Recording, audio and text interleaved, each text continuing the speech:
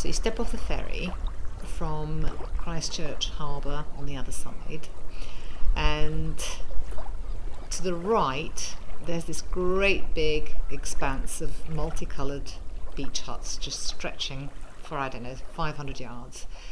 And immediately to your left you've got the restaurant, and the Beach House restaurant is just brilliant. You can go in there for your breakfast, your lunch, your dinner. You can go and listen to live music on certain nights of the week in the summer.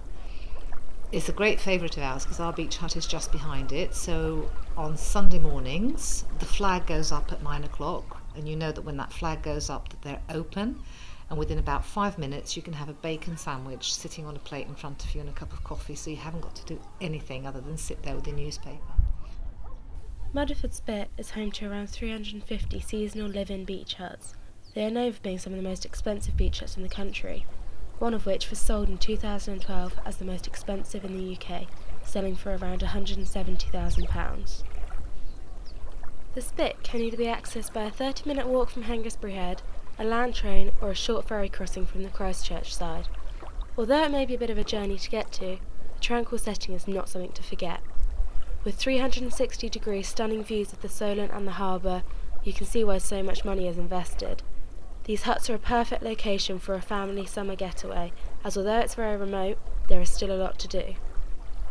There's lots for the kids to do. They do lots of bike riding because there are paths all around that they can use, and that's really safe. They also go mackerel fishing off the groins. They don't often catch much mackerel, but you know, they can do that, and they can do that on their own because again it's safe. You can sail. There's a sailing club in Christchurch Harbour, so you just go and learn to sail if you want to.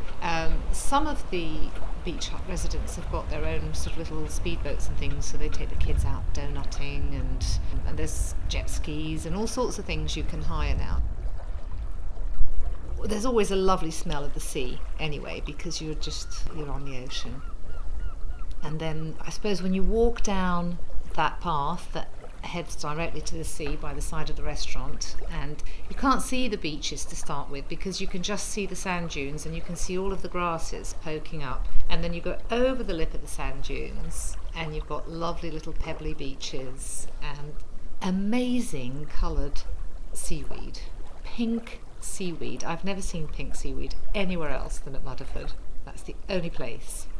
And yeah, just rows and rows of huts with little tables and chairs and different coloured parasols out. In the summer it's just, it's just a completely lovely place to be. It's quite nice to be able to just sort of escape, come over on the ferry, and it's like you're in a different place completely. It's just really special, very unusual.